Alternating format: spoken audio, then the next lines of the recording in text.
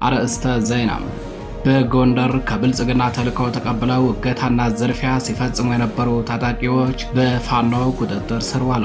ታጣቂዎቹ ተሽከርካሪ በማስቆም ከእጅ ስልክ ጀምሮ ጥሬ ገንዘብና ሌሎች ንብረቶችን ከተሳፋሪ የቀሙ ባሉበት ነው እጅ ከፈንጅ የተያዙትም። የደቡብ ጎንደር ብልጽግና ጽሕፈት ቤት በርካታ የአድማ ብተና አባላትን በፋኖ ስም ዝርፊያ፣ እገታና ግድያ እንዲፈጽሙ ስልጠና በመስጠት በዞኑ የተለያዩ ወረዳዎች ላይ እንዳሰማራቸው በፋኖ ቁጥጥር ስር የዋሉት ዘራፊዎቹ ተናግረዋል። ፋኖ የትግሉን ገጽታ ለማበላሸት እንዲሁም በፋኖና በህዝቡ መካከል ቅሬታና ጥርጣሬ ለመፍጠር ከብልጽግና ተልዕኮ ተቀብለው በእንደዚህ አይነት እኩይ ድርጊት ተሰማርተው በሚገኙ አንዳንድ ግለሰቦች ላይ ከወትሮው በተለየ ሁኔታ ጥብቅ እርምጃ እየወሰደባቸው ይገኛል። መረጃውን በዝርዝር አጠናቅረን ይዘነዋል። በሌላኛው መረጃችን በወልዲያ ከተማ 3 የአብነት ተማሪዎች ተገደሉ። የቆሎ ተማሪዎቹ በከተማዋ እየተካሄደ ባለው የግዳጅ ወታደራዊ አፈሳ ወቅት ነው ከአገዛዙ ወታደሮች በተተኮሰባቸው ጥይት ሕይወታቸው ያለፈው። የብልጽግናው አገዛዝ በአማራ ክልል የተለያዩ አካባቢዎች ላይ ሰሞኑን እንደ አዲስ የተጠናከረም የግዳጅ ወታደራዊ አፈሳ እያካሄደ ይገኛል። ከቀናት በፊት በቆቦ ከተማ 53 የአብነት ተማሪዎች በጅምላ ታፍሰው መታሰራቸውን መዘገባችን አይዘነጋም። መረጃውን በዝርዝር አጠናቅረን ይዘነዋል። በሌላኛው መረጃችን መከላከያ ሰራዊቱን ባልሆነ አቅጣጫ መርታችሁ ለጥቃት አጋልጣችሁታል የተባሉ የሚሊሻ አባላት ተረሸኑ። በመርሳ ከተማ ዙሪያ በትናንትናው ዕለት ደፈጣ ጥቃት ተፈጽሟል። በዚህ ደፈጣ ጥቃት በርካታ ያገዛዙ ወታደሮች ሙትና ቁስለኛ የተደረጉ ሲሆን ከደፈጣ ጥቃቱ በኋላ መከላከያ ሰራዊቱን ሆን ብላችሁ በጥላት ቀጠና እንዲገባ አድርጋችኋል የተባሉ የሚሊሻ አባላት ደረቅ እርምጃ ተወስዶባቸዋል። ዝርዝር መረጃ አለን። ሰላም ጤና ይስጥልኝ። የተከበራችሁ የመረብ ሚዲያ ቤተሰቦች እንደምን አረፈዳችሁ፣ እንደምን ዋላችሁ። ከመረብ ሚዲያ የዛሬ ህዳር 20 2018 ዓ.ም ዕለታዊ መረጃዎችን አጠናቅረን ይዘን ቀርበናል። መረጃዎቻችን ለብዙዎች ተደራሽ እንዲሆኑ ቻናሉን ላይክ፣ ሰብስክራይብ እንዲሁም ሼር ማድረጋችሁን እንዳትዘነጉ። አብራችሁን ቆዩ።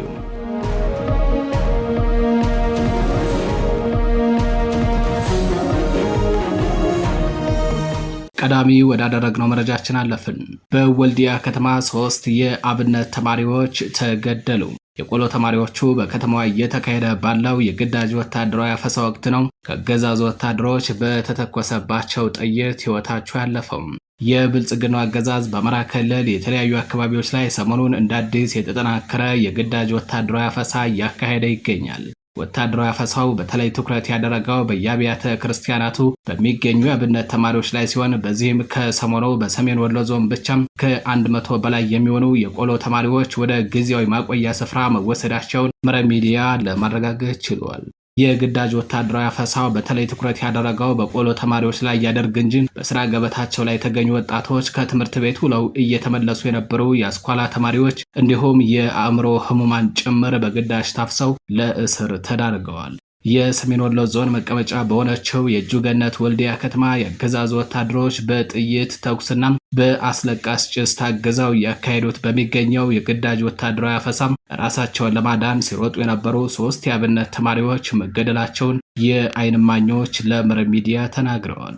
ተማሪዎቹ የተገደሉት ትናንት ህዳር 19 2018 ዓ.ም ረፋር ላይ በከተማዋ ልዩ ስሙ አሬሮ ተብሎ በሚጠራው አካባቢ ላይ ነው። በዚህ አካባቢ በተካሄደ በተኩስ የታገዘ የግዳጅ ወታደራዊ አፈሳ ራሳቸውን ለማዳን ሲሸሹ ከተገደሉት ከ3ቱ የአብነት ተማሪዎች በተጨማሪ በርካታ ንጹሃኖች መቁሰላቸውን ጣቢያችን ለማረጋገጥ ችሏል። የተገደሉት የቆሎ ተማሪዎች ከ15 ዓመት በታች የሆኑ ታዳጊዎች ናቸው ነው ያሉት መረጃውን ያደረሱን የዓይን እማኞች። ወታደሮቹ በከተማዋ እያካሄዱት ያለውን የግዳጅ አፈሳ አጠናክሮ የቀጠሉ ሲሆን የከተማ ነዋሪዎች መውጣትና መግባት እንዲሁም ልጆቻቸውን ወደ ትምህርት ቤት መላክ አዳጋች እንደሆነባቸው ነው የተነገረው። ቆቦ ከተማ በሚገኙ አብያተ ክርስቲያናት በአብነት ትምህርት ላይ የነበሩ ከ53 በላይ ተማሪዎች በአገዛዙ ወታደሮች ታፍነው መወሰዳቸውን መረብ ሚዲያ የዓይን እማኞችን ዋቢ አድርጎ ከቀናት በፊት መዘገቡ አይዘነጋም።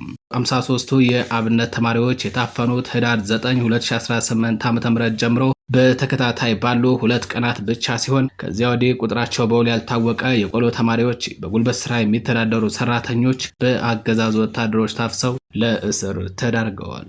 በቆቦ ተማሪዎቹ ከታሰሩበት ዕለት አንስቶ እስካሁን ባለው ፍርድ ቤት አልቀረቡም የሚሉት ምንጮቻችን የሚጠይቃቸውና ምግብ የሚያደርስላቸው ቤተሰብ በቅርብ ባለመኖሩ ለረሃብ መጋለጣቸውንም ተናግረዋል።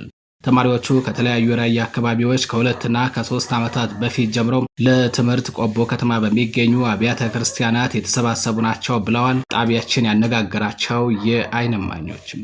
የአገዛዙ ወታደሮች በግዳጅ የያዙትን የአይሱዙ ኤፍኤስአር ተሽከርካሪ እያሽከረከሩ ወደ ቤተክርስቲያኑ ቅጥር ግቢ ውስጥ ገቡ። ተማሪዎቹ በአጋጣሚ ጉባኤ ዘርግተው እየተማሩ ነበር። ወታደሮቹ ክላሻቸውን አቀባብለው ወደ ጉባኤው ተጠጉና ተማሪዎቹን በተሽከርካሪ ላይ ጭነው ወሰዷቸው ነው ያሉት። በከተማ ውስጥ ካሉ አብያተ ክርስቲያናት በአንደኛው አጥቢያም ድርጊቱ ሲፈጸም በቅርብ ርቀት ሆነው የተመለከቱ አንድ የዓይን እማኝ የነውረኛው አገዛዝ ስርዓት ተላላኪ ወታደሮቹ አፈናውን በሚፈጽሙበት ወቅት ብሔር ተኮር የሆኑ አጸያፊ ቃላቶችን ይናገሩ እንደነበርና ድብደባ መፈጸማቸውን የዓይን እማኞች ለመረብ ሚዲያም አክለው ገልጸዋል።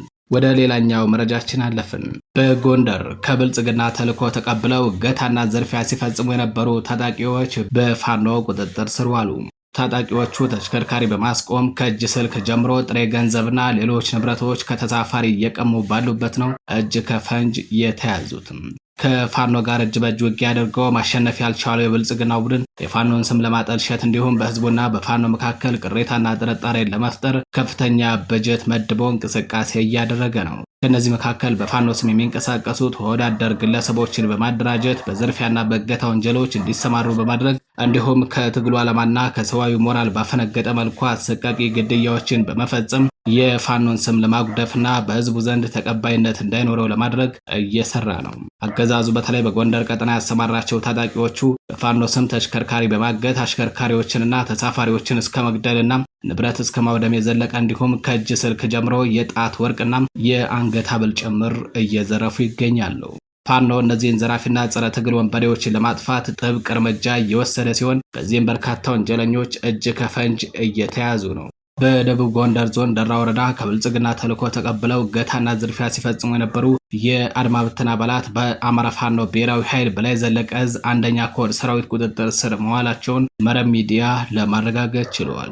ተሽከርካሪን በማገዝ ሹፌሮችንና ተሳፋሪዎችን በመግደል ሴቶችን አስገድዶ በመድፈር ሀብት ንብረት በመዝረፍ አጸያፊ ድርጊት ላይ ተሰማርቶ የነበሩት 2 የብአዴን አጀንዳ ፈጻሚ ናቸው በቁጥጥር ስር የዋሉት። ታጣቂዎቹ ትላንት ዳር 19 2018 ዓ.ም በደቡብ ጎንደር ዞን ደራ ወረዳ ተሽከርካሪ በማስቆም ከእጅ ስልክ ጀምሮ ጥሬ ገንዘብና ሌሎች ንብረቶችን ከተሳፋሪ የዘረፉ ባሉበት ነው በሜጀር ጀነራል ባንታ ባተ ኮር ስር በሚገኘው ጣና ገላውዲዮስ ክፍለ ጦር ፋኖ እጅ ከፈንጅ የተያዙትም። ዘራፊዎቹ አድማ ብተና አባላት እንደሆኑና በፋኖ ስም እገታና ግድያ እንዲሁም ዘረፋ እንዲፈጽሙ ከዞኑ ብልጽግና ተልዕኮ ስለመሰጠታቸው መናገራቸውን መረብ ሚዲያም ከክፍለ ጦሩ ለማረጋገጥ ችሏል። እንደ ዘራፊዎቹ ከሆነ የዞኑ ብልጽግና ጽሕፈት ቤት በርካታ አድማ ብተና አባላትን በፋኖ ስም ዘረፋ፣ ግድያና እገታ እንዲፈጽሙ ስልጠና በመስጠት እንዳሰማራቸው ነው የገለጹትም።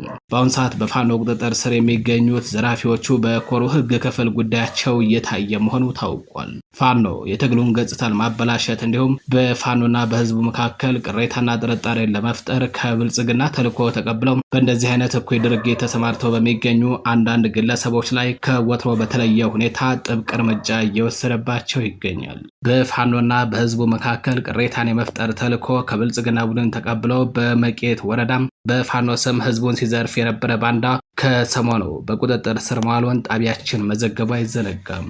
ጌትነት አለምነው የተባለው ግለሰብ ከመቄት ወረዳ ብልጽግና የተሰጠውን በፋኖና በህዝቡ መካከል ቅሬታና ጥርጣሬ መፍጠር ተልዕኮ ተቀብሎ በወረዳው የተለያዩ አካባቢዎች እየተንቀሳቀሰ ዝርፊያ ሲፈጽም መቆየቱ ታውቋል።